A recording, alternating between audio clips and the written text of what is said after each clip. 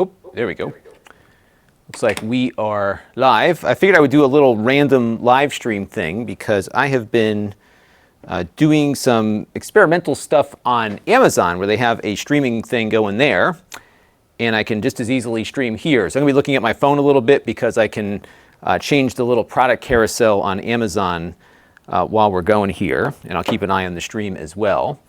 And what we're doing today is just a bunch of random stuff for the Extras channel. I've got a cable, a little USB hub, some unboxings to do. So I thought I would just kind of stream it out, and you can see how I operate here. It's not going to be the most pretty thing because I'll probably make mistakes and everything, but it's always fun to kind of share my workflow with you all.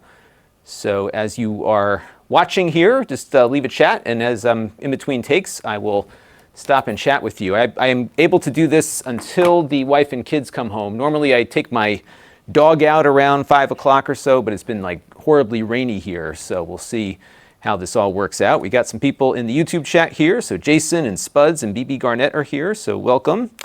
And we're gonna just get into it here. So the first thing we're gonna look at is this cable I got in from Amazon. This is an outdoor Ethernet cable. That's Cat 7. And I spent the last like half hour just trying to set up a little test I can run with iPerf to see if this is going to work. So we're going to begin with this one and then work our way through the rest of the stuff there. That is the plan. So let me get started here. I'm going to move some of these things off the table here so we can focus on one thing at a time. So what we're going to look at is this cable. I'm going to do a very quick test of this USB-C hub. This is one of these generic ones, but it came in through the Amazon Vine program, so I have to review it. And the big difference here is that it's got an elbow 90-degree connector. That's it. And we'll see if it can deliver 4K video and full-speed USB at the same time. So that's our little thing there. That's number 2. Number 3 on my list here is the LG Stylo 5 that I got in. We're going to review this in a couple days on the main channel. We're going to unbox it here. And then we're going to unbox the ThinkPad X1 presenter mouse. This will be a very quick thing because this one is going to be pretty quick to unbox, and it's a mouse that's also a presenter. And then I got in a camera here. Let me switch to the other thing here. This is the new Canon XA45 camcorder. Canon is finally making some 4K camcorders, and we got one in through the Amazon Vine program, so I'm really eager to try that out. I use camcorders, as you all know, quite a bit here. Because we like efficiency, and I don't have a lot of time to focus stuff, so I just like things to work. So that is why we use camcorders. But I'm going to put all this stuff down here, and we're going to get ready for an extras shoot. Let me close my drawer of goodies there. And we got a bunch of people popping in here. So we've got Jason and Danny and Flood of Sins, Travis and Eric, and Gianni J1. And Wavel. Hello everybody. So I'm going to be doing some shooting of video here.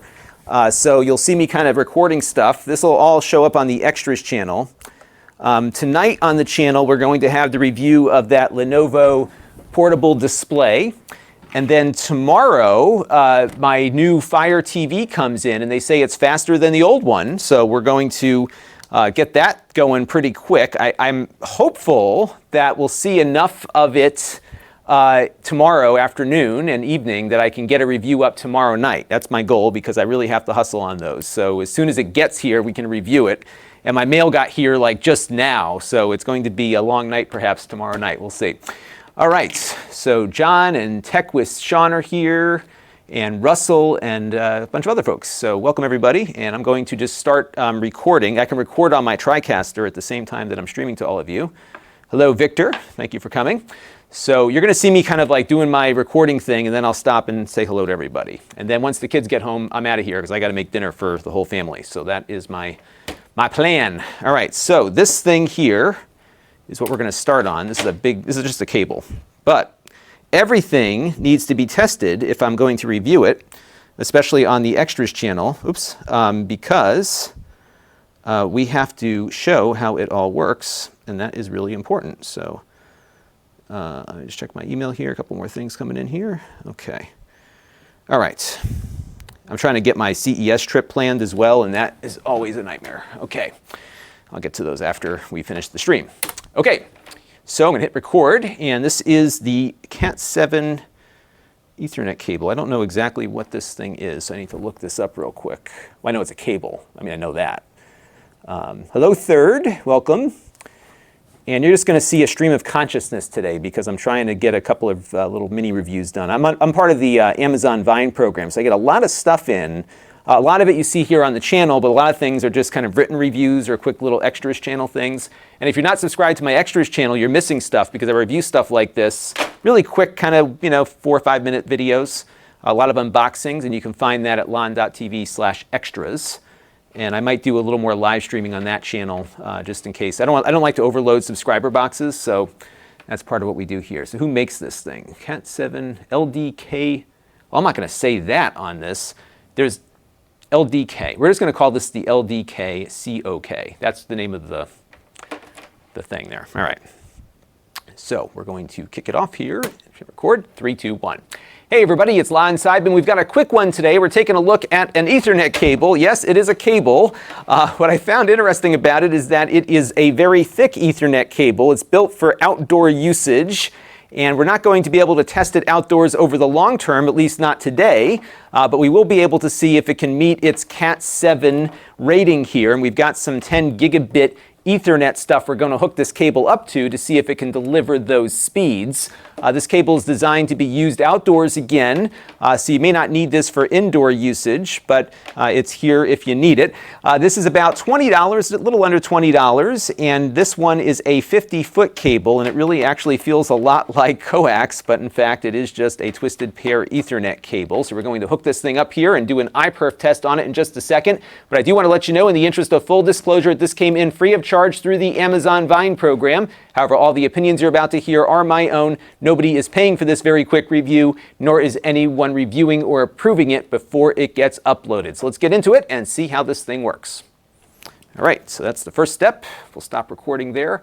Now what I have to do is then tag my file on the TriCaster. And I can't show you this at the moment, but I will in a second. Oh, somebody left a super chat, Third Moon. Thank you very much for the super chat. That helps. Every little bit helps because we are going to CES this year, and that trip is always expensive. I predict that the CES trip will cost more than my trip. You may be seeing some things break up here, folks. Don't stand by here. My TriCaster is just going through the drive here. That CES trip may actually cost more than my Germany trip did. We'll see. 300, we're going to call this cable intro. All right, so we're going to drop that in here. There we go. I have to name these files so I can pull them off later for edit, because I do a lot of takes. Travis wants to know, is that a Cat 30? Yeah, it is just a Cat 7. And what I'm going to do, and just to show you all, is we're going to hook it up. I've got two Thunderbolt 10 gig adapters here, and this will connect up to a Thunderbolt switch I have off, or not Thunderbolt, a 10 gigabit switch I've got off screen here. So one of these days I will have a reason to use all this 10 gigabit stuff. I think partly when they make adapters that are smaller than these, and we're going to do a quick iPerf test here and see how this works. So I've connected it, my Mac is connected, and I'm going to load up a little app here called Wi-Fi Perf. And let's see what we get here. Yes, Chris, thank you. Please give those thumbs up, smash that like button, and hit the subscribe and all the other stuff that the cool kids say. All right, so I'm going to show you all something here. This is called an iPerf test. And what we're going to do is have my Mac, which is to my left here, communicate with this ThinkPad through these Thunderbolt 3 10 gig adapters. So that is what we're going to do. And if I pull up my Mac screen here, you can see what this test looks like. And we're going to first run it client to server. And I like to run this first before I start recording to make sure that if there's an issue, we're going to spot it right away. And there we go. Wow. All right. There, now it's cooking. Yeah, so you can see here, what you want to look for is this number right here. So we're getting what you see here for bandwidth. We should be doing a little bit more than that. So this is like 6.7 gigabits. And what I probably will have to do is refer back to my video that I did a little while ago just to make sure I've got the right numbers in mind. Because there is a lot of overhead with 10 gigabit or any Ethernet for that matter. But I think we should be doing a little better than what we're seeing here. So let's wait for this test to run out. And there's a whole host of reasons why this may not be as fast as it should be. It could be the adapters, the cables that are running to the other ones. There's a whole bunch of reasons that sometimes things run slower. So we're going to let this finish running out here. And actually, I'm going to stop it now. I'm going to have it run in the other direction and just see if we... Because really what we're testing here is the cable's ability to deliver the bandwidth. And you'll let it kind of speed up here. Yeah, something's not... And what it is, though, if the cable's reporting that it's getting a 10 gigabit connection, then there's something going on with the network hardware here. And see, this is the kind of stuff, by the way, that always happens, is that things don't work the way they're supposed to. And then I've got to figure out if it's the product or if it's me. And most of the time, it's me. And this is how a very quick 5-minute review becomes a 3-hour project. It happens all the time. So let's see what you all are saying here.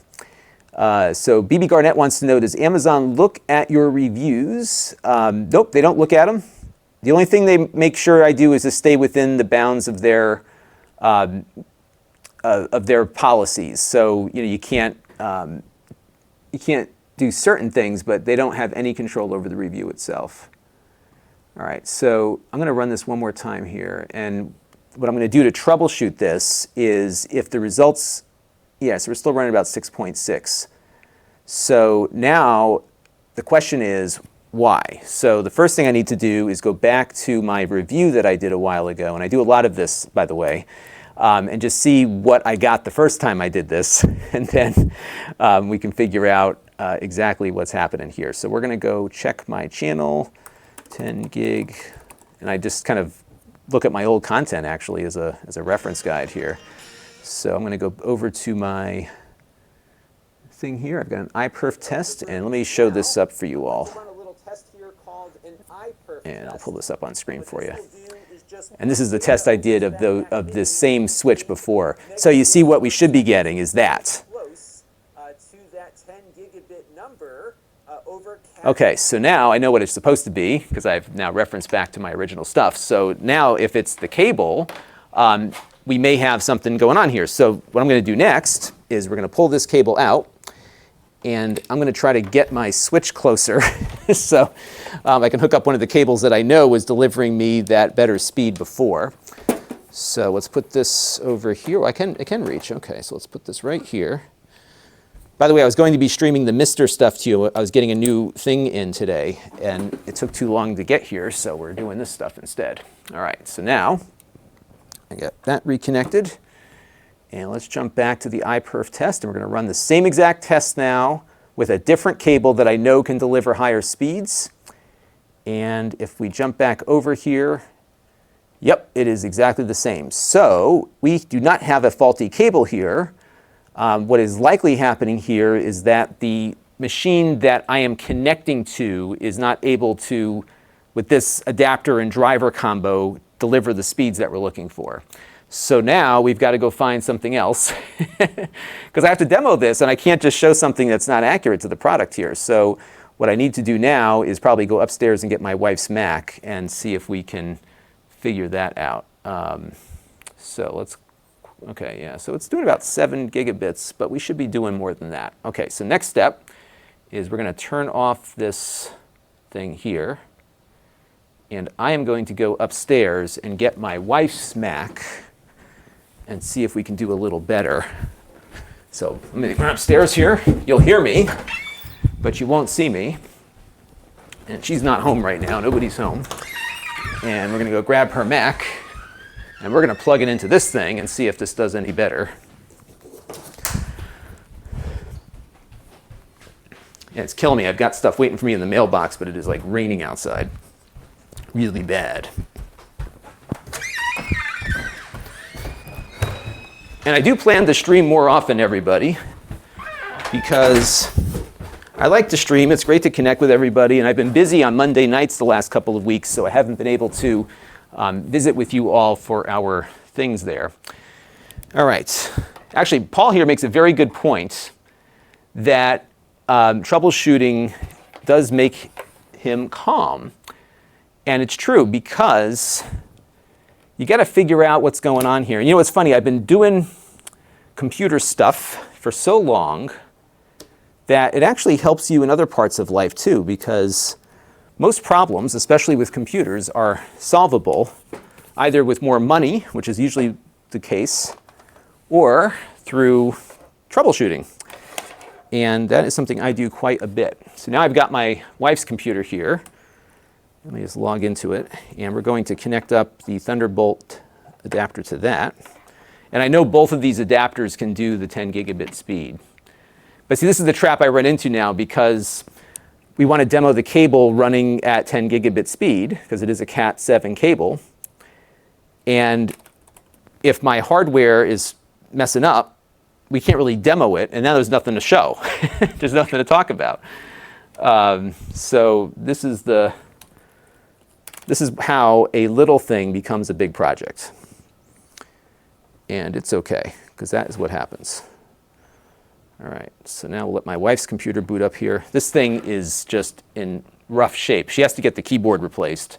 Her battery, when she hits 20%, like completely conks out. And what I'm finding is, at least with my Mac, when they replace the keyboard, even if it's out of warranty, they're replacing the keyboards because of the butterfly thing. They will also give you a new battery, because that's what they did for my Mac. So my Mac here, after it got its new keyboard, ended up with a new battery too, which was awesome. So let's see what we got going on here. All right, so now we're going to plug this in, and let's see what happens. Isn't it funny though how like something as simple as testing a cable can become a big ordeal? And this is what happens. Okay, so we're going to let the Mac here detect its new interface. And I've got to just set this as the priority, because the other problem you run into, especially on the Mac, is that it doesn't always by default put your Ethernet adapter as the top priority. Wow, you know what's interesting too? Here, let me get my other camera up here. So these are, I think these are pretty much the same things. This is an Akito. They make that really cool enclosure for external GPUs. These are both Thunderbolt 10 gigabit adapters. This one is warm. This one's like really hot. I can't tell you how much hotter this one is versus this one. And I thought they were running with the same hardware. You know, it could be, and I tested this one before and it was working fine. It could be that this one might be overheating and throttling itself too. So that could contribute to this. So let's see what's going on here. Now, my other challenge at the moment is that it has not detected a network here on this one. And I don't know which one it is, because I've got two different Thunderbolt here. Ethernet, okay, and the cable. So let's unplug this and plug it back in again. Yeah, this one's a Sabrent. And this one came in through Amazon Vine a little while ago. And this one I bought. So my plan is, here in the studio, is I've got a Mac Mini over there. So when I ordered the Mac Mini, I put 10 gig on that one. And eventually what I'll do is get a new iMac or something and get that to 10 gigs so we can edit over the network versus having to move SSDs around and stuff. So that's my long-term plan. Now what's interesting is that I don't know which thing is which here, and there's no driver available for this Thunderbolt adapter either. So I'm going to pull this out and plug it back in again and see what happens.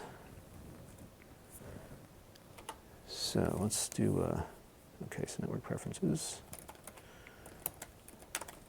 Just going to log in with my password here and see if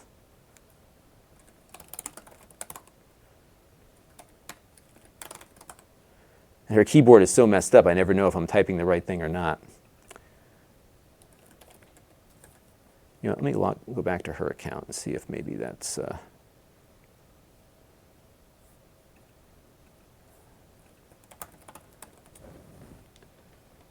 And the only reason why I'm not using the Mac Mini for this is that it is all the way over there, and I think Jake is logged into it right now remotely. And that machine is on Cat 5 over there, so I'd have to get better cabling, because the distance we're running here doesn't always keep it at a solid connection. So let me go into her network settings here and see if I can get this to work now. Huh.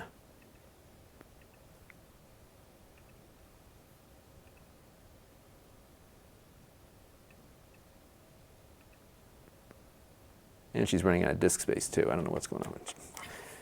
She doesn't practice very good file management. So that's part of the issue here. Yeah, so there's no Mac drivers for this. It worked with my Mac fine before. It just doesn't like this Mac. Well, you know what, folks? All right, there we go. Centerbridge. Okay. Because it's not getting a. It's connected to the network here. There it is. Now it's working. I guess if you unplug it like 4 times, then it just works. Yeah, we should try to hook it up to one of those in the background and see what happens. I bet you that Apple IIgs would really make it all work. All right, so we are good to go here. It actually has the same address that the PC had. And let me get Wi-Fi perf loaded up again. And let's try the test one more time and see if it works better now.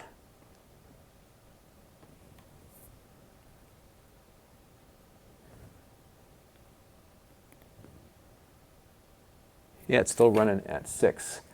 So I suspect here that the issue is related to this adapter heating up, because I know this one can sustain it. So yeah, we're just going to go down a rabbit hole, but what I think I want to do, we're going to have to hook it up to the other one later. So yeah. So I think our culprit is the adapter itself. We've tried now 2 different computers getting the same result, and 2 different cables too. So we know it's not the cable. So I think the cable's fine. But the issue is an overheating adapter. So I might actually change my review of this Sabrent thing, because this worked fine when I first tested it. But now it doesn't seem to be working properly. So that is that. All right, good. So we know something else with that. So we're going to move on to the next thing. So the next thing, which will undoubtedly become another rabbit hole we'll go down, is the little USB-C adapter. Timothy Vreeland, thank you very much for your super chat. Much appreciated. So we're going to move on to the next thing. And I'll have to keep troubleshooting that. But you can see how, when you do this work, what looks easy at first often becomes a whole different ball game here. So that's exactly what just happened. All right, so I'm just going to go over to my Amazon thing here. We're going to change. So on Amazon, what they have is a little, let's see if I can get you in on this here. They have a little carousel. So I then pick the next product that we're going to be looking at. So we're going to choose that. And now that will move us on to this adapter. Now again, this is one of these random USB-C adapters. Not the best quality thing. Now for this, we need a monitor, because we want to hook the Mac up to the 4K monitor, because part of this is to see exactly what kind of bandwidth we can expect out of this device. So what I'm going to do first is get these Thunderbolt devices off the desk, along with this cable. And the other thing that happens with me is that I end up with a floor full of stuff, because when I finish one project, I just go to the next one, because it's amazing how fast the day goes by down here. And you can see with that cable, like, you can get lost in a project that you think is going to be quick for hours, and the next thing you know, the kids are home and it's time to get dinner going and all that good stuff. So this is my life, and I enjoy it very much. So we're going to put stuff away here, and what I'm going to do now is get this adapter hooked up. And specifically what I want to test on this is whether or not the adapter will be able to sustain a high rate of data transfer when the monitor is connected. And I'll show you what I mean here in a second. So let me get the adapter hooked up. And I probably should do an intro on it. So we're going to shoot this real quick. And I need to look up the exact product number here. Yeah, Funster, there are a lot. In fact, the one I'm looking at has like, it's the same looking device, but there's like 5 different ones, all the same from different companies. So that is what you got here. So this one has the card reader, 3 USB 3 ports, and an HDMI output, and power delivery. So we'll probably test, we'll be testing the power delivery just to make sure that it can provide a charge. These are usually almost universally 60 watts. They don't often provide more than that. I had one the other day, didn't even make it to the channel, it was so bad. I put my micro SD card inside of the slot, not this one, but another one, and it actually fell into the dock. Like I had to rip it apart. There was no screws or anything. You had to physically just tear it open to get the thing out. So this stuff can be very problematic. And I need to readjust things here because what we need to do, I don't need to have it connected to the screen here any longer. So I'm going to move my power cable over here. And I'm going to shoot a quick intro. Yeah, Sina says, I'm surprised. I agree with Sina. I'm surprised those devices heat up as much as they do. All right, so we're going to start with this one. I think it costs about $40. I just got to double check the price on this one. And pricing, by the way, is very important for people when you shoot a review. Yeah, this is from a company called Basius. How do they come up with these names? All right, so let's shoot this real quick. So we're going to start recording. It's kind of fun to see how I do this stuff, right? All right, folks? 3, 2, 1. Hey, everybody, it's Lon.TV, and we're taking a look today at a USB-C hub from a company called Basius. This is a, actually, I'm not even sure what they call the darn thing. What do they call this thing? This is, they don't even call it anything. They just call, I'm just going to do that. Okay, so let's try this again. 3, 2, 1. Hey everybody, it's Lon.TV, and we're taking a look today at a USB Type-C hub from a company called Basius that came in free of charge through the Amazon Vine program. We're going to do a very quick review of this one. These things are kind of a dime a dozen these days, but there is one unique feature to it in that it has a 90-degree plug, which will either be a good thing or a bad thing depending on the angle of your ports on your particular computer. And what we're going to do in this review is just make sure that we're able to get the advertised speeds out of one of these USB port. Let me start again. 3, 2, 1. Hey everybody, it's Lon.TV, and we're taking a look today at a USB Type-C hub from Basius. This will be a quick mini review. What's unique about this hub, which costs just under $40, is that it has a 90-degree angle to its connector. So that might be a good thing or a bad thing, depending on what you're going to do with it. And then, of course, you get additional ports that you can take advantage of after it plugs in, including an HDMI output, 3 USB 3 ports, a card reader, and you get a power delivery slot here as well for powering your laptop when you plug it in. They, of course, are marketing this at the MacBook, but I suspect it will also work with Windows devices. We'll take a look at my little Surface Go tablet in just a second here, and we'll take a quick look at this thing. Now, I do want to let you know, in the interest of full disclosure, this came in free of charge through the Amazon Vine program. However, all the opinions you're about to hear are my own. Nobody is paying for this review, nor has anyone reviewed or approved what you're about to see before it was uploaded. So let's get into it now and see how this thing works. All right, so we're good there. And this is how I do my thing, folks. Yeah, so I go through this, I film a clip. If I'm happy with it, I move on to the next one.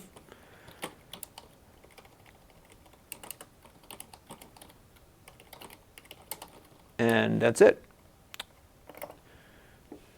And the tricky thing here is, what do you show? Because I have to get up and move my camera around. I do have a PTZ camera, but I haven't had a hard time getting it to match the way my other cameras look. So I've been kind of reluctant with that. But I think what I'm going to do here is just kind of slide my Mac over a little bit and go that way. So I just want to, so Mark just posted something here about how I'm great at this, but retakes live is cool to watch. As you know, I record. So, oh, that's interesting. So Mark just, Mark, my friend Mark. God, I was confusing Mark with somebody else. Yeah, Mark just goes live to upload. So Mark, by the way, we've talked about him before. He's a friend of mine. I need to get together with him because I owe him lunch. He does jigsaw puzzles live, and he uses a jigsaw actually to make the jigsaw puzzles, which is really cool. So we're just going to plug this in here. Now, I think I mentioned in the intro that we had the 90-degree plug on there. So I think what we'll do is we'll get everything wired up so that when it plugs in, it all just kind of springs up and starts working. So I need to grab this HDMI cable here. Now, what I was planning to stream to you all was my Mister, which is that FPGA computer, because they just got in a new, or they just came up with, the community, a 128 megabyte RAM module for it, which I now believe is in my mailbox. And I was planning to do this, provided the mail showed up, and the mail just did not come until I started doing this, so we'll come back to that later. So we're going to connect the HDMI up here. And plug that in here. My workspace here is falling apart. So we're going to plug all this stuff in at once.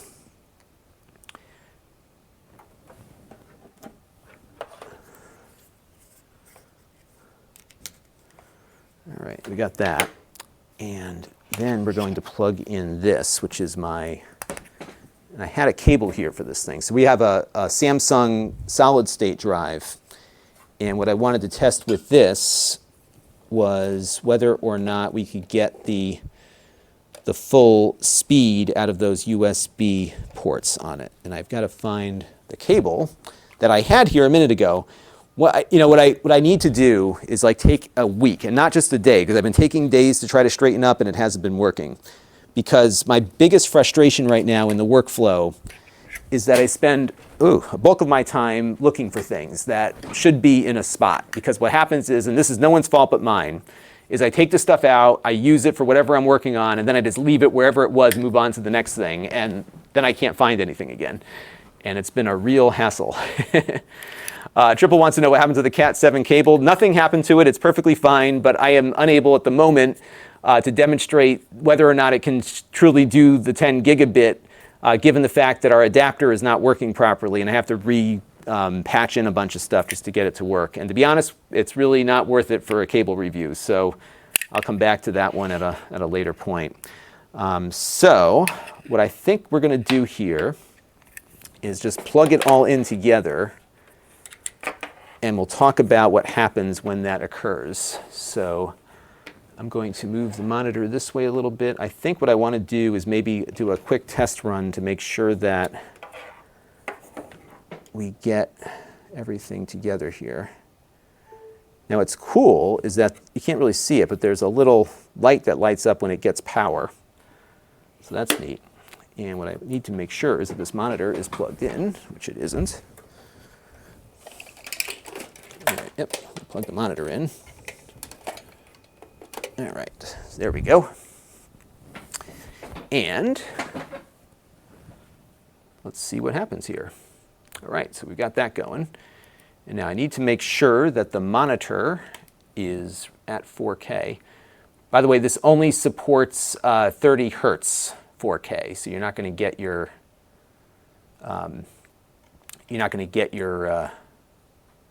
60 hertz out of this one.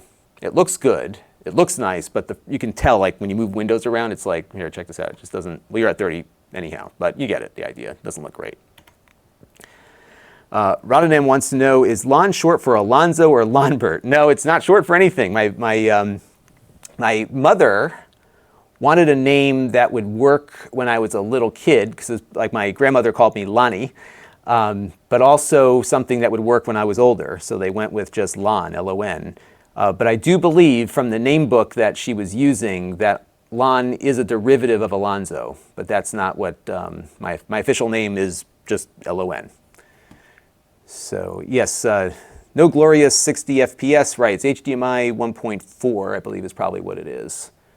But we are definitely getting 4K here, so that's good. Now I also, as a preview, let's plug in the hard drive now.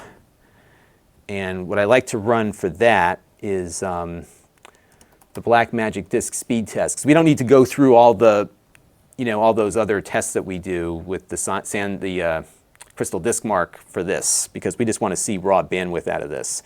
And what happens is with these things is that they always fail on these USB-C hubs when you're running video through them, because they can't get all the bandwidth going at once. But we'll see. So we'll see if it shows up here. Here's my Samsung drive. I've got a bunch of stuff on this drive that I've got to clean off. And let's write to it. Okay. No, it's doing fine. All right. Not bad. So you can see we're getting the video and a full speed thing here. That's good. So that's good. But there's one more thing to try, because sometimes what happens is that if you plug it in all at once together, it doesn't give you that. So what we're going to do now is we're just going to eject that drive and then safely disconnect everything. So let's pop that out.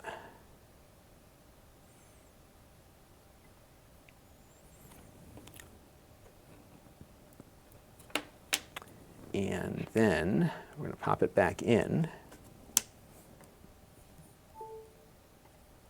But it's getting power. It seems to be working fine. These things, they're probably all made at the same factory. So if one works, they all work. But it's not perfect from the... yeah, it's working fine. Not bad. All right, so the last thing is the card reader. And I got to grab my special card. See what happens here, folks? I get like all these little things you got to look at.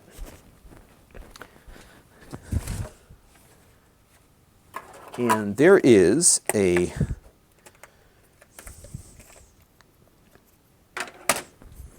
newer format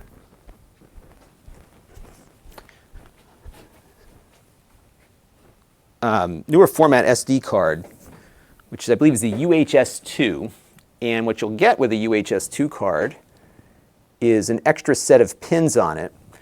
And what I am not sure about is whether or not this particular card supports that. By the way, Rabadam, thank you very much for your super chat contribution. I didn't thank you when I acknowledged your question there. So let's see what it has. See, they don't even tell you what SD card formats it supports. And it works with Samsung DeX also. Unfortunately, Jake with his Samsung DeX phone is not here, so we can't test that. But I suspect that the card here, we're going to do that same speed test on the card, is not going to support UHS-2. And UHS-2 is faster, obviously, than UHS-1, but they're backwards compatible. So what's cool about these cards is that you have all these extra pins on the card. Let me pull back here for you so you can see it again. So you have all these extra pins on the card, but they're compatible with every other SD card device that's out there. So for example, I can pop this card into my 5-year-old camera. It will work fine. And then when I take the card out, I can read the data off of it faster with my UHS-2 reader. That's the advantage of these. So even if you don't have a newer device recording, you can still take advantage of it with the right reader.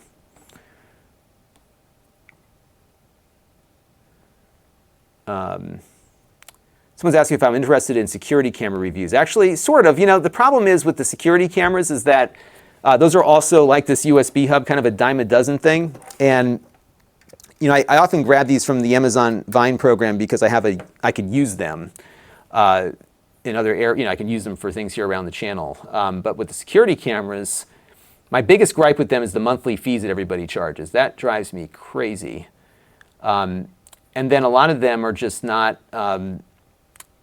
A lot of them are just not that good, or they're from a company that goes defunct after a month or two, of ownership. And the other problem is that I don't get a lot of views on them. And so that certainly hampers my desire to do more than that. And why do we only have 3 gigs available on this card? That's kind of crazy.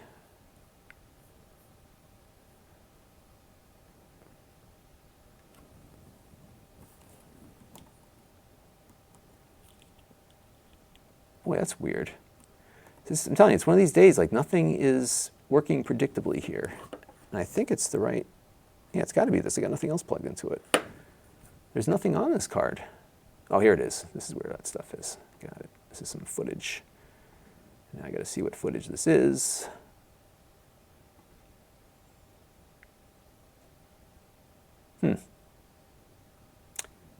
There is nothing on this card, yet it says it's only got 3 gigs left.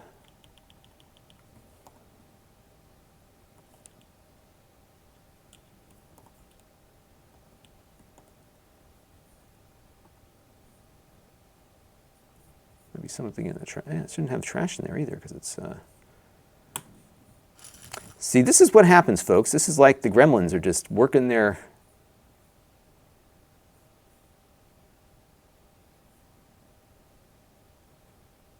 All right, so we're still got 3 gigs on there. So what is taking up all this room on this card? Oh, I know what this is. Okay, that's what that is. No, even that's only 786K. Huh. Well then, let's pop open disk utility. I have another one of these I can check against.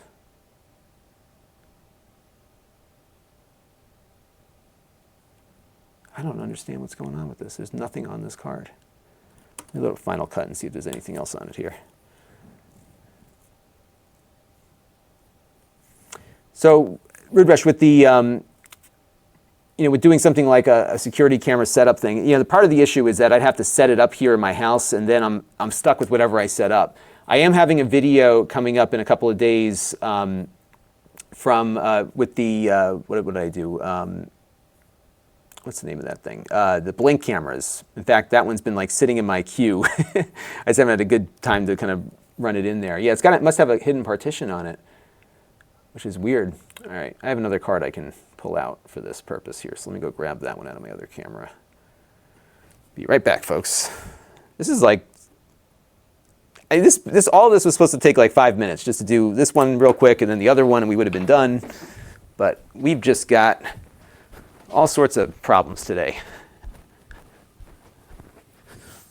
But this is actually very typical of what happens here on the channel is that things never work the way you think they're going to work. And one of the great things about being able to do this full time is that you can account for those issues. So I'm going to pull this card out of my camera here. And worst comes to worst, we're going to put this one aside and just start working on the other stuff. All right, so here's my other card.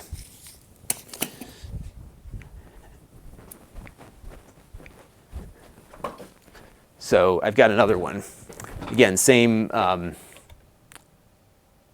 extra set of pins there for the UHS-2. And let's pop this on here and see if this one has a little more room on it. My suspicion is that this is probably only a UHS-1 editor, so I wouldn't, or reader. I wouldn't expect them to put anything that good in a cheap product. So let's see. All right. Now I just want to make sure I got enough space on it. I'm wondering though, what is on that other card? It just doesn't make sense to me that that card has something I must have used it for something and it must have formatted it wacky. Yeah, so this one's got 72 gigs free, so we're good on this one. So let's try to run a quick test on that. Recipe Bob is still loving the Mist FPGA he bought from me, so that's great. I'm glad it found a good home. And I think if you're doing classic computers, that's really all you need.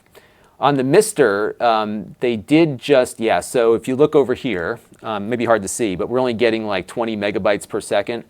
On writes, we should be doing much better than that. And then reads are coming in around 80. Yeah, this should be doing at least double that. Oh, now it's going to 45. Yeah, this is not a good card reader. So I need to just go back and reference my review of this card now to see what it was supposed to do.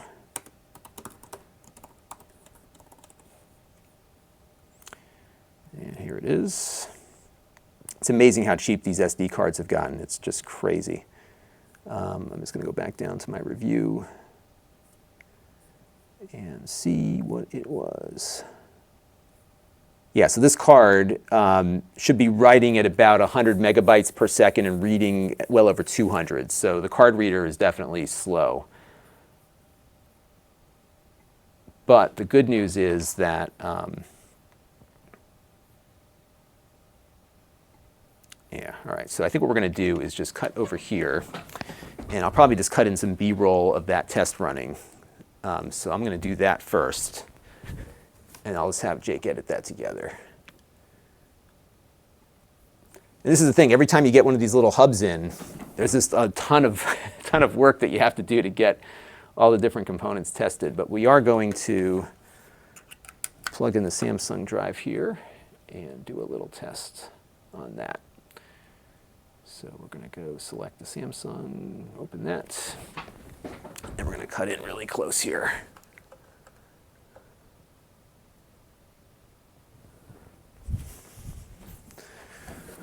And this is an area where I think people need to get educated about the types of these devices, because for a while these things were like super cool and fast, and now you're looking at things that are not as good. It's good, though, that there's a priority here on the USB ports, so you can get your video output without any penalty. We've seen a lot of different devices that don't offer that same performance. In fact, the other day we were looking at one of these hubs with included storage from Minix, and it's a great little device. The drive on it is super fast, but you don't get the USB performance when you've got the display output running with that thing. So this here, at least, is able to do both high speed off the USB and good display performance. All right, so we got enough B-roll there. And we're going to just rename this one to 302 Hub B-roll. Put that down there. And now we're going to zoom the camera back out again. And I think get a little closer on the device itself so that we can show what it has on board. And then we'll demo it plugging in on the last shot. So let's eject it from the computer. That's right, Tommy. There was a time when we had 10 megabytes and we were happy with that. My first computer had a 130 megabyte, well, my first PC had a 130 megabyte hard drive. And what was funny was I had really, that Apple IIgs, that machine back there, that one was like my main driver probably for most of my early teens. So I was using that to get on the local BBS systems. I was doing a lot of stuff with that 2GS, but I did not have a hard drive in it. In fact, I ran a bulletin board system off of that Apple IIgs with a floppy disk. Those were the days. It was really funny. All right, so we're going to do our hardware overview, and then we're going to plug it all in another shot, and then we're going to be done with this thing. All right. So we're going to go over here. And I got one of those Timex Sinclair 1000s right behind me there, Respi. I think it still works. I haven't hooked it up, but it should work. I've got the RAM expansion for it too. 3, 2, 1. So let's take a closer look now at the hardware. We have an HDMI output here. This will do 4K, but only at 30 frames per second. This is one of these lower cost devices, so you should not expect a lot of performance here. This is one of the 3, 2, 1. So let's take a closer look now at the hardware. It is rather shiny, as you can see here. On the back here, you've got an HDMI output. This will do only 30 frames per second at 4K, so it's not an HDMI 2.0 device. It will do 1080p at 60 frames per second, however, but just be ready for a little reduction in frame rate versus what you might want out of this particular hub. You do have 3 USB 3.0 ports, and those seem to work pretty well, actually. A little bit earlier, we hooked it up to my Mac. We were outputting 4K video and getting the full speed out of those USB ports when we were running a solid-state disk test. So I was pleased to see you can drive video without any performance impact on these USB ports. But just know that these ports are sharing bandwidth. You won't get the 400 megabytes per second you're seeing there out of each port simultaneously. They share that bandwidth, but the good news is that you will get the full speed out of these ports. Some of these hubs actually run these slower when you have video attached. The card reader I wasn't all that crazy about. I have some of these newer UHS 2 cards that can deliver some pretty substantial bandwidth. And unfortunately, these card readers are running very slow at about a third of the performance of my other card readers. So I think if you're looking for a high-speed card reader, this isn't going to do it for you either. And on the back here is a power delivery component. So you can plug in your power adapter into here and have it charge your device along with providing all of this other stuff to you. So what we're going to do now is hook it up to my Mac and my monitor here and show you how it all works. All right, so 303. How'd that sound, everybody? Was that good enough? Again, this is one of my quick extra channel reviews, so this is not going to be one of my in-depth kind of things here. All right, and now we're going to zoom the camera back out and hook up everything, and then we'll be done with this and unbox some stuff, and then by the time I'm done with that, I think the kids and the wife will be home, and we got to get back to doing my adult stuff. And then maybe tomorrow, we'll see. Tomorrow probably we are not going to have time for the Mister. Maybe later tonight I'll pop back on if events allow, because my Mister RAM upgrade came in. It's sitting in my mailbox right now. I'm very eager to go get it. And I just started down this path here, and I need to finish what we're working on. So we're going to plug power in, and then we're going to attach the HDMI here. And then we'll plug in the hard drive for the heck of it. Oops. All right. Okay. AI wants to know who makes dinner. Tonight, I am making dinner. I have one of those Blue Apron things. I switch off between Blue Apron, where you have to make everything, and I've been using this other one lately called Freshly, and I've really been liking Freshly. They send you, it's the same price as Blue Apron, but everything is cooked already. And they don't use preservatives, so these are like microwave meals essentially, but the quality is much better than what you would get out of the grocery store freezer. And I've been really pleased with it. My wife is not as excited about it as I am, but it's nice is that some weeks I'm on the Board of Ed here, so we have a lot of evening things going on, and you don't have time to cook. What's nice, you can pop one of these things in the microwave for 3 minutes and you've got like a really good meal. So it's called Freshly, and I've been really, really happy with it actually. They do a nice job. All right, so let's get this thing going here. All right, so we're gonna start over here. 3, 2, 1. Okay, so we've got my Mac here along with a 4K monitor. What I've done is I've plugged my Mac power adapter into the hub, and it's got a little light here to indicate when you have USB power coming through. Note that these typically only provide about 60 watts of power, so I won't get the full 85 watts that my Mac power adapter can provide, but it will power the Mac. And then we've got HDMI and a solid-state drive plugged in here. So we're going to plug this in. I'm not digging this angled cord because this will, I think, create a problem for some folks if your computer cord needs are different than what this cord is going to let you deliver here. But we can plug it in. The Mac just started charging, so that's good. And the monitor should spring up to life here in a second as well, hopefully. It did turn itself on, and there we go. So we've got a Finder window up here. I can move my windows around, and we've got everything working. What I can also do here is load up our disk speed test again and just see if this is going to continue to provide the performance we saw a few minutes ago.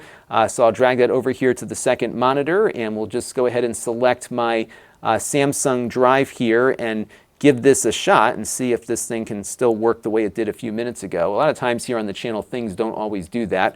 But I'm getting about 400 megabytes per second. Again, the same performance we were getting before. So it looks like this device is working consistently, which is actually a good thing because sometimes USB-C devices don't always deliver that kind of performance. So it's not a great device. It's kind of one of these cheap generic things that you'll find across Amazon, but it is working as advertised and delivering the performance that I would hope it would do through the USB ports, along with providing power and HDMI video all through a single cable. And I just realized I forgot to see if it'll work with a Windows device, so we're going to connect up my Surface Go here real quick and make sure it works with that too. All right, and now normally I would redo this, but this is like an extras channel thing, so it's fine. Like I mentioned the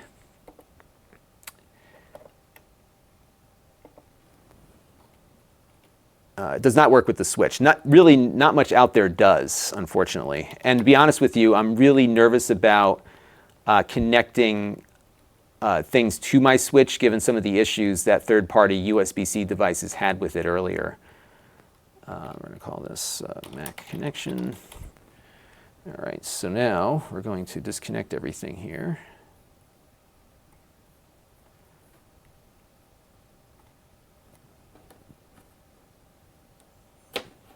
And I believe what I'm probably going to do is not post this right away, because I'm going to have Jake come in tomorrow and test his phone out with it for DeX. But I'm pretty sure it's going to work, so I'm going to say it works now and just verify that it does before we post the video. So I don't see any reason why it wouldn't. All right, I'm going to boot up my little Surface Go. I love this thing. I use this a lot, because it's Windows and it's small. I'm not crazy about the keyboard and the trackpad, but otherwise I'm pretty happy with how it works. All right, so let's get that going real quick here. But you can see just how long my process is. It's funny, because I'll come down and say, oh yeah, I'm going to be able to do this video in like 5 or 10 minutes, we'll be out of here, and it goes on forever. All right, so we'll switch over to camera 2 here. 3, 2, 1. So we've got now the Surface Go on the desk. Again, we're going to connect up the USB-C hub. Looking down in the corner here, it is getting power, so that's good, and we'll see if the monitor responds here. And it looks like it is responding, and there we go. So we've got the Surface Go working properly, and all is good. And it looks like we've got to get our Windows 10 update going here on the Surface Go, which will put it out of commission for a week or two. I did test it a little bit earlier on the DeX phones from Samsung. It also was able to put the phone into DeX mode, so it'll work with those. It'll also work with the iPad with its USB-C output. But you really do need to check your individual manufacturer's product guide to make sure it can support all of the modes, because USB-C ports are not always created equal. I have found some don't do the power delivery, some do the power delivery but don't do display output. So you really, again, need to check your operator's manual there to make sure that your device will be fully compatible. But again, all in, a pretty nice little cheap device if you're looking for a few extra ports. Not too many compromises here beyond the angled connector here and the slow card reader. Until next time, this is Lon.TV. Thanks for watching. All right. Not my best work, but it's hard to get excited about a cheap adapter that no one searches for. Part of the issue for my channel is that if people aren't looking for this stuff, I don't get traffic. So I look for products that are more known for this channel, just because so much of my livelihood here kind of depends on products that are supported by their manufacturers. All right, so next on the docket, let's pull up my rundown here. We're going to unbox the LG phone. So we're going to reset the desk here for a second. And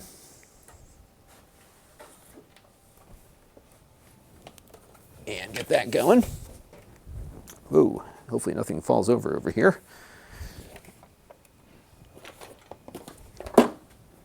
And we'll go there. All right, it's got 123 watching me do my thing, which is fun. And by the way, folks, in about an hour and a half, my new video will be up. And tonight's video is the Lenovo portable display. And we tested it with everything. So we did the switch, it doesn't work with that. The DeX, you name it, it will hopefully be covered. And if we didn't, we'll do a follow-up, because I want to make sure we get the right repertoire of devices with these things. All right, these are going to move a lot quicker because there's nothing to test in these. We're not reviewing anything right now. We're just doing the unboxings for the extras channel. All right. Ready to go. 3, 2, 1. Hey everybody, it's Lon.TV. We've got another unboxing today. This is a phone from LG called the Stylo 5.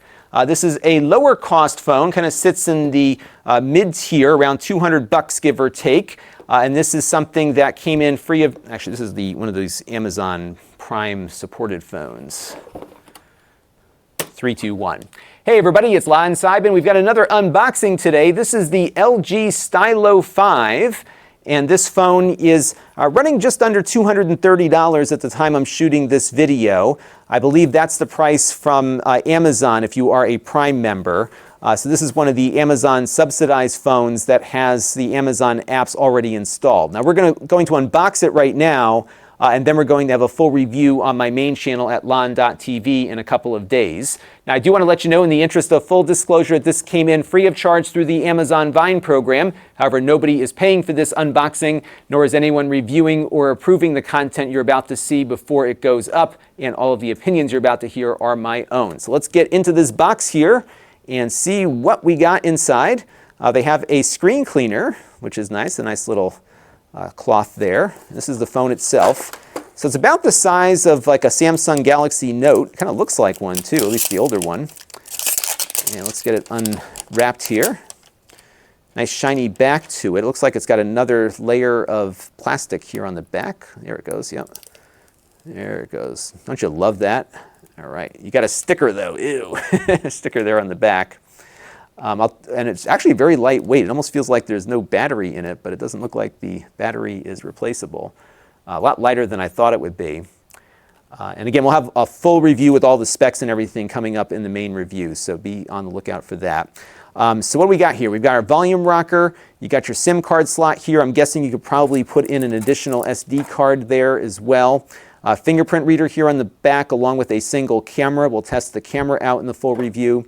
And then on the bottom, it looks like it has, yes, a stylus. So this has got some of those note features here with a nice little built-in capacitive stylus. It doesn't have a sharp point on the pen. It's like one of those little capacitive fabric-y looking things. So more of a nub than a point. But that is that. And then you've got a USB-C connector and a headphone jack, which is something you don't always have on those newer phones. So that's the phone itself. We also have a little instruction guide here. There is a charger, and if I'm looking at this, it looks like this is, yes, this will be a faster charging adapter here. It does 9 volts at 1.8 amps, and it does the 5 volt as well, so it is a fast charge. Although I don't think this is a USB-C fast charging phone. It's probably the other format there, but I'll double check that when we do the main review. And then you've got your USB-C to USB cable here for plugging it into that charger. So that is it. Again, we're going to be doing a full review of this now that it's out of the box. And whoa, hopefully don't drop it here. Oops. I see my wife is calling now. And that always messes up the recording. And we'll just have to call her back. And I'm going to put on my... And see, what happens when you have a Mac and an iPhone is that when somebody calls you, everything rings. Including the Mac over there, the one here, the iPad, everything just goes nuts. It's like the old days with the phones ringing throughout the house. So I'm going to just put on Do Not Disturb here for a minute. She's probably calling to tell me that she's on the way home. So yes, and that is true. PCT is why they call it the Stylo. And actually what's, yeah, I mean, it feels pretty nice for a $220 phone. It's got a nice feel to it. Although it's like stuck on its boot screen here. I'm not sure, maybe I got to charge it or something. Again, we'll come back to it before we're done here. So now what I need to do is review the recording.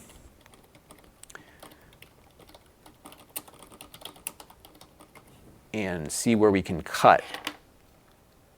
3, 2, 1. Hey everybody, it's Lon.TV. We've got another unboxing today. This is the LG Stylo 5. And this phone is fabric-y looking things. So more of a nub than a point, but that is that. And then it does the 5 volt as well, so it is a fast charge. Although I don't think this is a USB-C fast charging phone. It's probably the other format there, but I'll double check that when we do the main review. And then you've got your USB-C to USB cable here for plugging it into that charger. So that is it. Again, all right, so we're going to stop on that is it, and we'll come back to me. And one of the things, this happens, by the way, all the time. I get calls all day long, and like I said, everything in this house rings, so if I forget to turn the speakers off on all the different devices I'm using, like this is not an irregular occurrence. All right, so I'm going to just put a note on the file name for Jake to cut at that is it.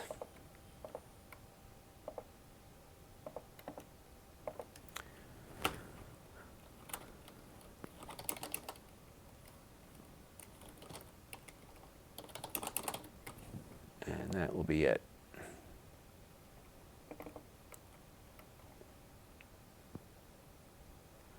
So make sure the file name got on there. Okay. And then we're just going to come back to me. And if I'm going to, what I'm also going to do, what I also do is I look at where I was in the other take. One of the things that I am really mindful of is jump cuts. I have no problem with people who do jump cuts. I just don't like to do jump cuts. So I like to have as much as I can, a fluid transition. So we're going to play this back again.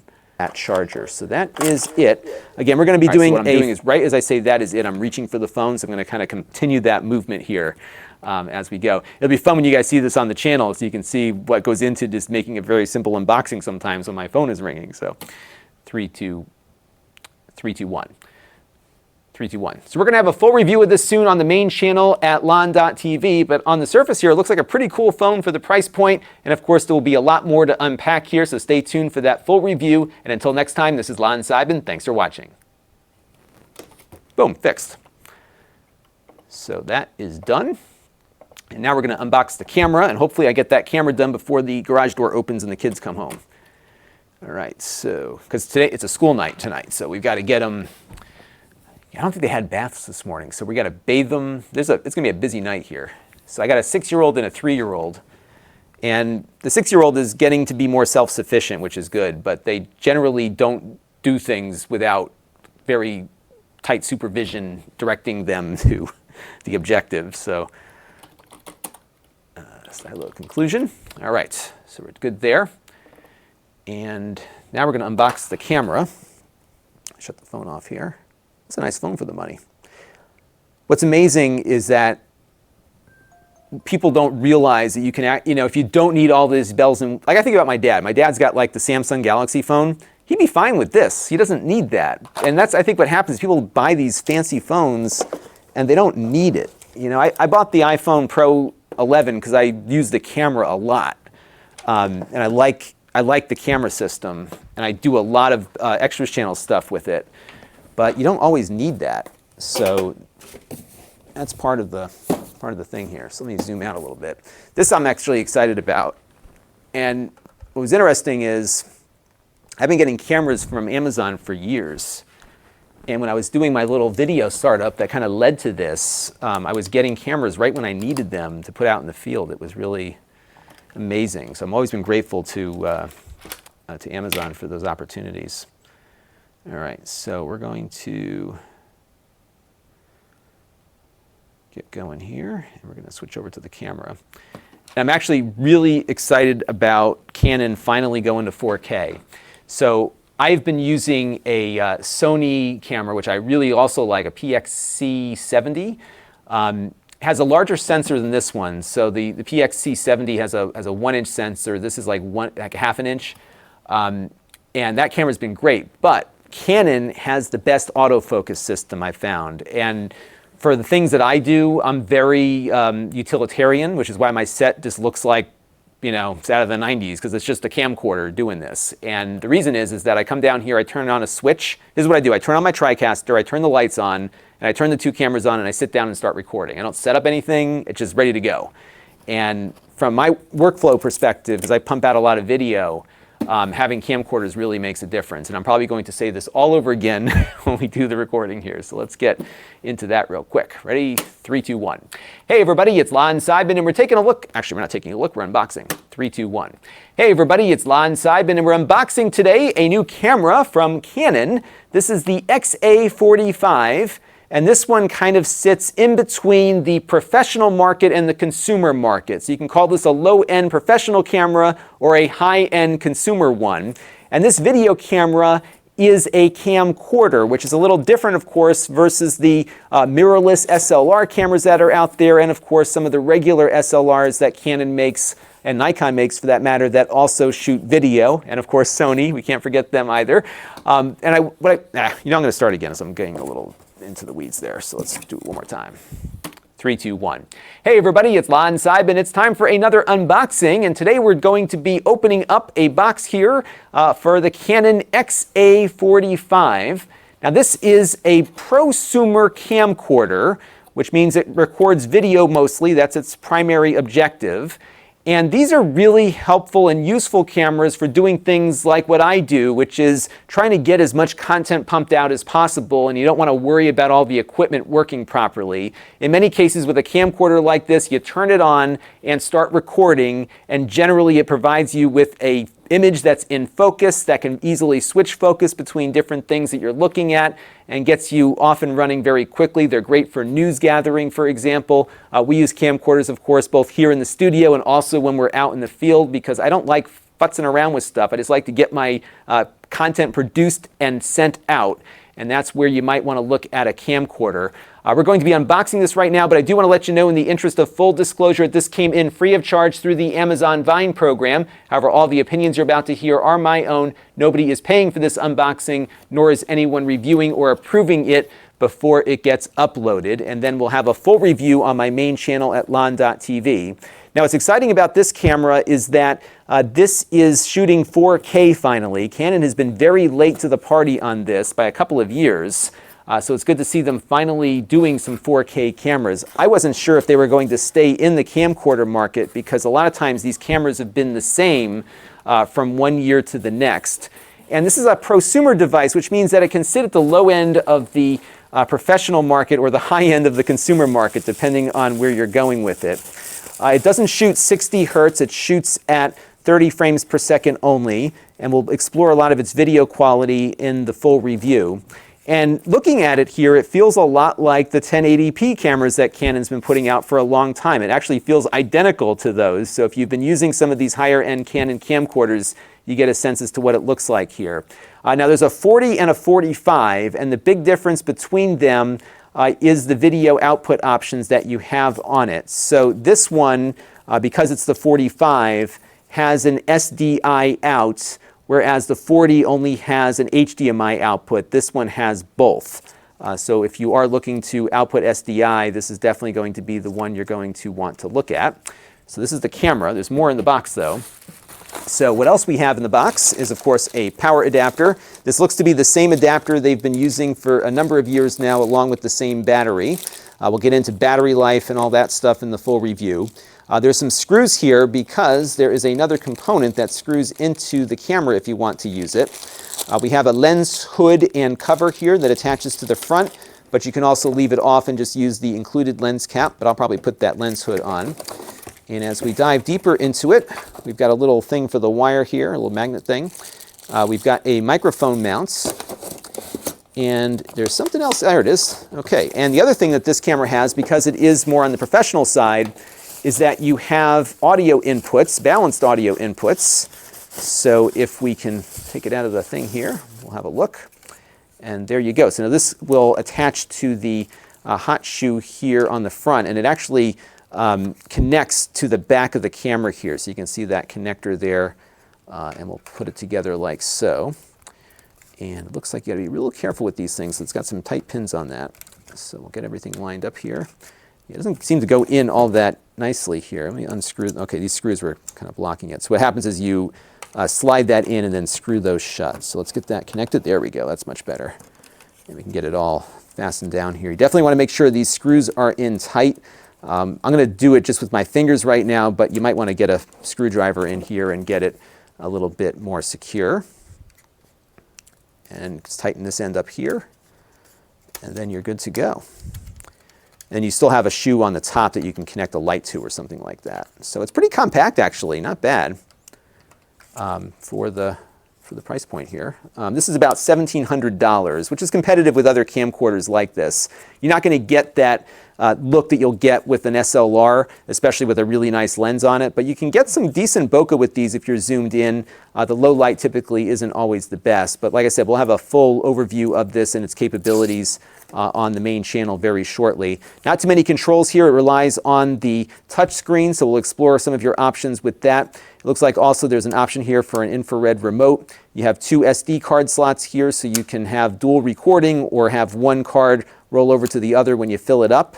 We'll explore that as well. So lots to see here, but very compact, I think, for a run-and-gun little 4K camcorder. Again, 30 frames per second only, and we'll have a lot more in the main review that we'll be doing shortly at Lon.TV, so stay tuned.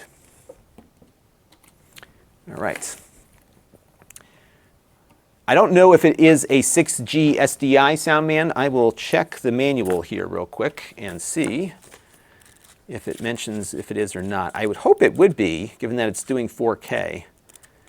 What I have found over the years, and I learned this the hard way, is that camcorder manufacturers don't really focus on, as part of the pun, don't always focus on output. So they say you've got the output, but nobody really says what the output is.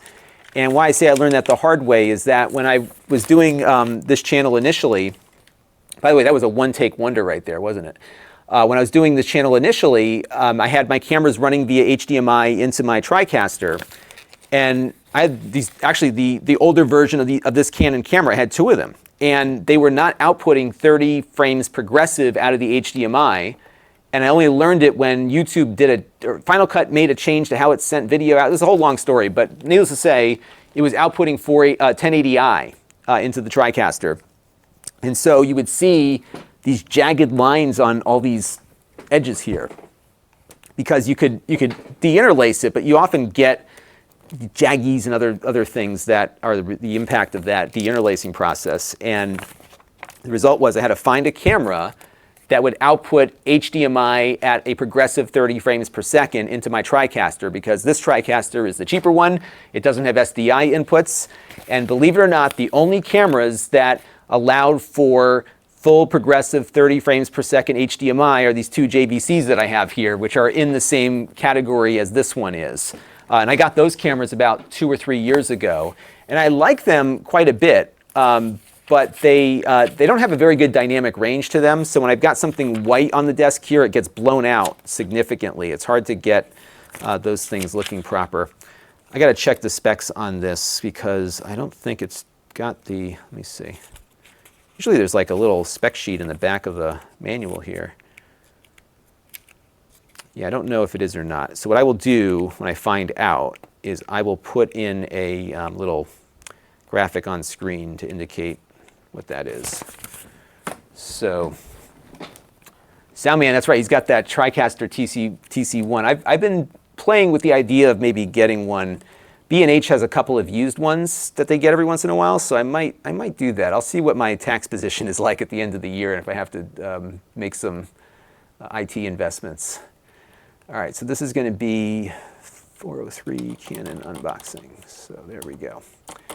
All right, so we got that in there, and my keyboard is probably running out of batteries, so it starts to like duplicate weird stuff. There we go. I'll put some more batteries in that thing. All right. So what did you all think of that? Was that good?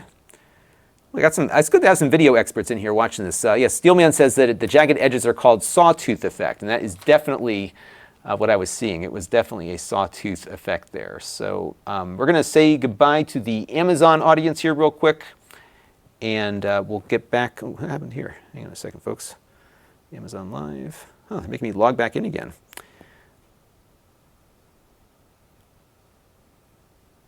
Let's log in real quick here. Well, good. I'm glad everyone saw it. Hopefully you'll watch it again when it shows up on the Extras channel so that we don't get lower views for giving you the preview. I've always been very mindful of all of that. So I like this little, I like the the compact nature of this. My Sony's a lot bigger, but the Sony has a larger sensor on it, so it has a really decent image quality for a camcorder. And if you look at any of the stuff that we've done on, one of those on location shoots, like at CES or one of the other things there, those have all been shot with that Sony camera. It's weird, this Amazon Live thing like totally kicked me out. Let's see. There we go. Still going. All right, so let's turn to the live stream. Gabriel B. was in the Amazon thing there, and we're going to end the Amazon stream now. I want to thank you all for tuning in. So we'll see you soon. Okay. And that one, and then I've got to get going in a second, folks, because the family is on the way. I can see where they are. All right, Soundman looked it up. It looks like it's 3G SDI only, so it's 1080p out on that. And I'm curious now is whether, see, now I've got stuff to think about for the review, is whether or not you'll get 4K out the HDMI. It might be possible. I'm guessing it might be. So that's something to look at when we do the review. All right, and the family is, oh good, the family's still about, oh, they're getting closer. All right. They may have stopped to eat. I might be on my own here for dinner. Oh, we'll have to see what goes on. I'm going to cook anyhow. See, what happens is that if my wife doesn't have the Blue Apron that I cook, I have dinner and lunch for the next day. So that's always a good thing to do. So yeah, so that's, this was not a full review video. So these were a lot less organized and more just flowy, which is why it's kind of fun to do these, stream them live while we do it. But I would love to get your input on what you thought there. Soundman adds that normally what they do is a 3G SDI and 4K 60 on HDMI. Interesting. Yeah, and I think one of the things that's happening now is the NDI. I'm such a big proponent of NDI because it's just so convenient. And if you're not familiar with NDI, what it allows you to do is stream over IP. And it can just go right into your production. So for example, I have an NDI app here on my phone. I have to update the drivers on my TriCaster because I just updated the app to a new version here. So for example, right now, if I hit this, and I go over here, I just want to show you how this works because it's really super cool. So I can pull up my phone as a source most of the time. Let's see. Let me make sure it's working here. There it goes. Audio is a little wacky at the moment, so you're not going to hear any sound. Well, you hear my sound, but I can basically just hit, you want to see this mess, everybody? Boom. So this is my phone coming in over NDI. Isn't this cool? And so I can do that, like just pull up, if I want to get a close shot of something, I can just pull my phone up and bring it right in as a video source, very low latency. I have these boxes called Sparks. I have 2 Sparks and a Bird Dog. There's another device manufacturer called Bird Dog. And anywhere in the house, I can pull in video and drop it right into the TriCaster. It works with OBS. So I'm doing something upstairs with my OBS setup. I can just run that through. And what's been fun, especially on the IoT stuff, is that a lot of times you're doing a review of a door lock, for example, that's on my door upstairs. I use Mocha, hook up one of those NDI boxes with a camera, and I can bring in stuff from anywhere around the house, right down here, just like it was plugged directly into the TriCaster. It's just amazing technology. And I've been helping out my local high school with it because they have a building full of Ethernet drops. And they've got labs of Macs, and they can run like multiple broadcasts simultaneously, and they can bring in video from anywhere in the school just with a network connection. It's just remarkable how it's working. So yes, NDI 4 just got announced. So I'm going to upgrade my TriCaster right now is on NDI 3, and then they have a new app. So there's a couple different variations of NDI. One is an uncompressed signal, and that one works really well if you've got Ethernet. And then they have another format called HX, which is compressed video. And they have an HX app now for both the iPhone and for Android. And so you can, normally if your Wi-Fi is not too saturated, you can bring these things in via Wi-Fi and get a little smoother video with a little less jumping around. I found sometimes if the kids are upstairs and they're really whacking the Wi-Fi, because they often connect to this one down here, it will impact my NDI performance, but the HX gives you a little bit better performance there. But NDI is amazing, and they've made it a kind of an open, it's not open source, but it's an open platform. So there's so much stuff that works with it. So vMix works with it, OBS, like I said. OBS, though, I was trying to get it set up the other day with recent updates, and it's been crashing, so I've got to go back to that. It might just be that shift to NDI4 has kind of screwed things up. OBS, the TriCaster, everything is working with it. It's just amazing. Everything but Blackmagic. And the other thing that I'm really excited about is the Blackmagic switcher that they're releasing next month. And this is going to be super cool. It is, I think it's $300, and it's a 4-input switcher. It's not going to be as robust as you might get out of OBS, but if you think about it, you could spend $300 on one of those Magwell things and just get a single input source. This is 4, 1080p 60 that you can switch between and stream directly from. I think that's really, really cool. So we'll have to see how that looks when it comes out. Soundman loves NDI, is looking at getting some of the new 4K Bird Dog boxes. And actually that's so I think it was last year, they were doing like these trade-in offers for the TriCaster Mini, and I was beginning to consider a TC1 because I do want to go to 4K, and I have the ability to do 4K with the 2 cameras I have. And I was almost definitely going to do it if I was able to get that faster upload connection from Comcast, which I was not able to get. But the barrier was that you don't have the physical inputs on that TriCaster to do it. And the other factor is that the TriCaster fans might be a little noisy to have in here, so you'd want to locate it somewhere else in the room here. So now that you've got this great NDI performance, 4K is doable over IP. You have no compression on that particular blend of NDI. So you can get the NewTek box or one of these Bird Dog boxes, and you plug every 4K camera into a NDI box, and then as long as you've got Ethernet somewhere, you've got 300 plus feet that you can run your video output to. It's so much better than SDI for that purpose. So I think that's what I'm going to be looking at. And typically at the end of the year, they get aggressive with pricing. I may talk to B&H because I don't need a brand new one. So I could get an older TC1. But thank you, Soundman, because it's good to hear that that is loud. Not actually, that isn't good, but it's good to hear that it's loud so I can plan appropriately. What I would probably do is locate it in my equipment closet over there, or put it. I've got this big. It's actually kind of cool. I've got a in the area behind me here. I could probably show you. It's a mess right now. I'm kind of embarrassed by it, but I can show you what I have back here, because I have kind of like a wine. I don't drink wine. So otherwise this would be a wine cellar. I don't drink anything actually. But this is a really neat little bunker I've got back here. The only problem is it's kind of damp. So this goes back, I'm probably gonna lose the Wi-Fi signal, but this goes back like this, and it's all concrete. This is under my front porch. So it's really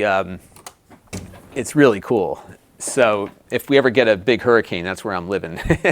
So my only reluctance in putting the TriCaster back there would be the fact that it's damp. But the other place I could put it is in my equipment closet over there. That's much drier. So we shall see. But yeah, the bunker is cool stuff. So give me some more questions, folks. I'm gonna stay on for another 5 minutes, and then I've got to get ready for dinner preparation, because I'm checking the. Oops, I have the Find My Wife thing on the iPhone here, and my wife is on the way home. Let's see where she is now. Yeah, she is 20 minutes away, which means I've got to start cooking in 10. So that is the plan.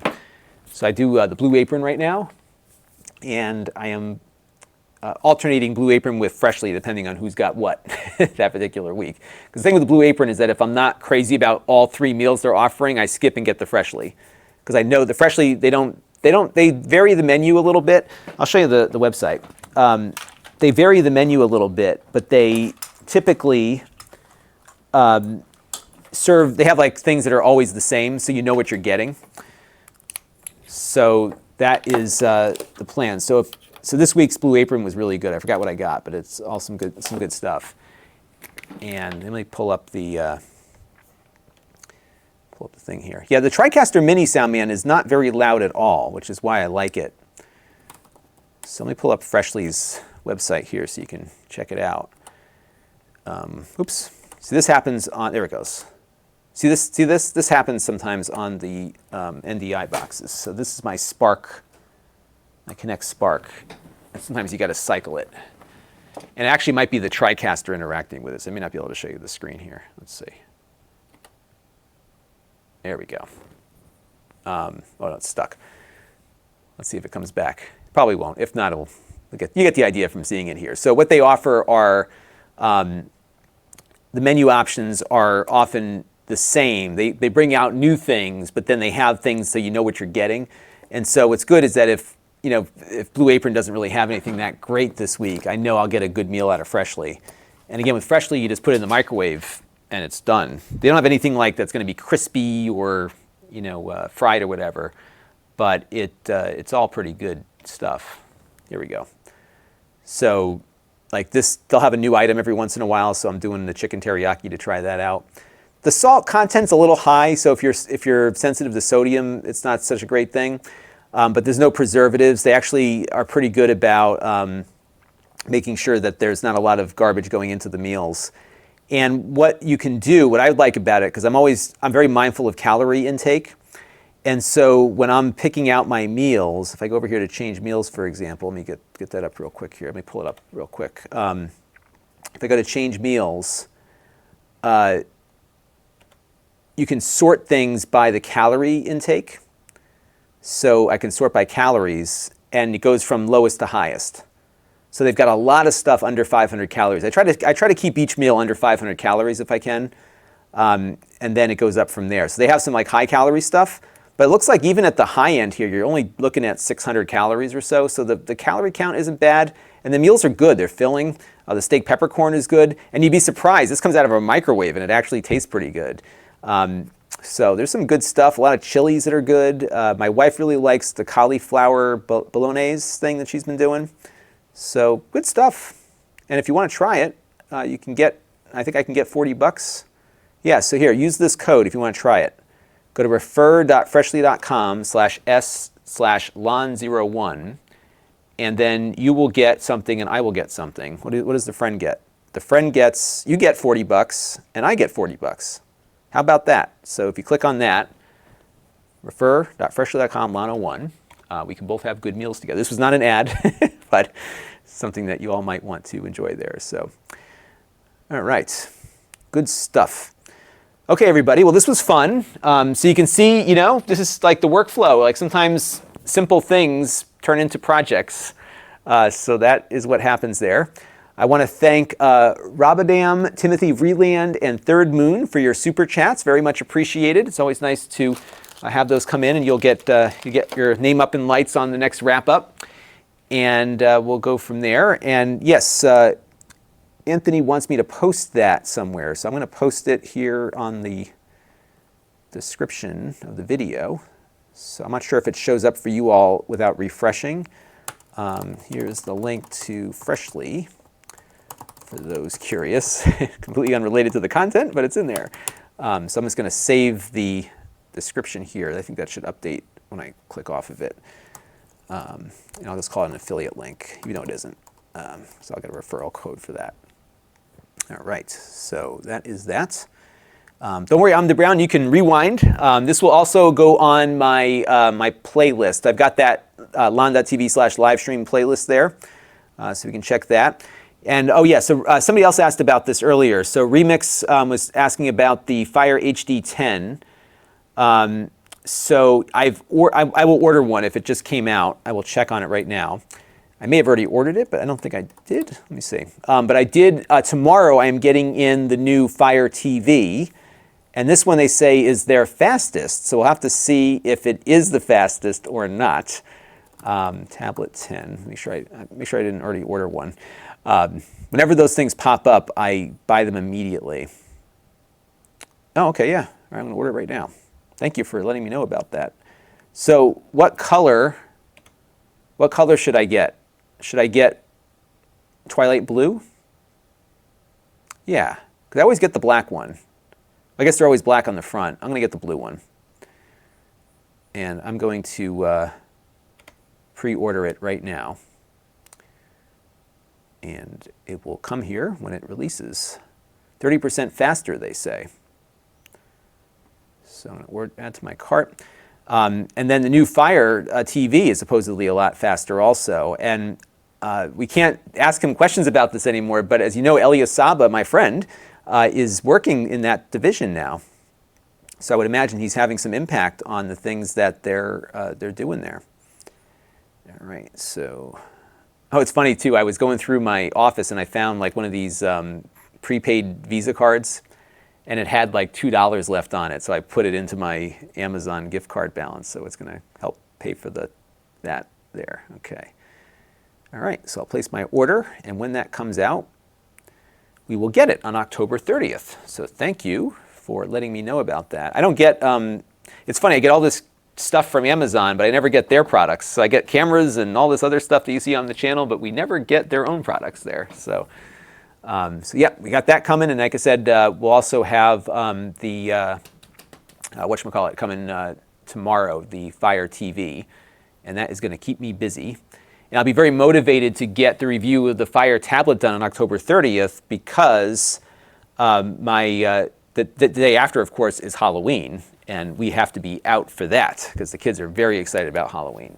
My oldest daughter wants to be a chicken, so we got her a chicken costume, and my youngest is going to be a witch, and they're both like super excited. So I'll share some photos with all of you on that.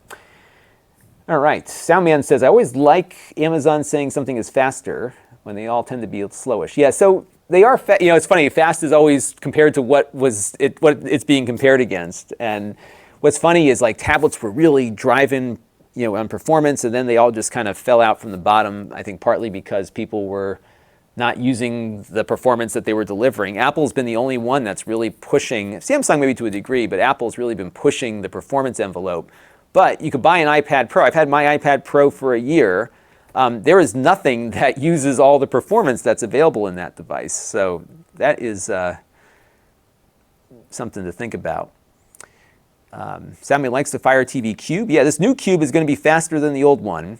And the big question will be whether it's faster than the second generation Fire TV, which was their fastest. Even now, it's still the fastest that they put together. But nothing, of course, as fast as the NVIDIA Shield. Yonder Brownie says, I want to see that chicken costume. It has to be cute. What's funny is no matter what a kid wears, they're usually pretty cute in their Halloween costumes. So there was a funny post on Reddit the other day. If you go to the subreddit called Old School Cool, there was a great photo of a school bus from the 80s with all these kids in their Halloween costumes. It was just so cool. Halloween was always a big deal in my town too. So, all right, folks, I would love to chat longer, but I've got to get going and start making dinner here. So I'm going to end this chat. Again, I want to thank Third Moon, Timothy, and Rabadam for their Super Chat contributions. I'm going to try to do more of these pop-on live streams just because I haven't been able to do a lot of my weekly wrap-up premieres just given my schedule. So I will do some more of these, and probably won't do one tomorrow because I've got that Fire TV to look at. And then in about an hour, set your clock. In 1 hour, my video review of that Lenovo portable display will be posted. So be on the lookout. It is scheduled to hit at 7 p.m. Eastern Time, which is 1 hour from now. So check it out, and we're going to call it quits for now. So thank you, everyone, for tuning in. I've got some cooking to do, and we'll be back with more content and more streams next time. Talk to you soon. Bye-bye.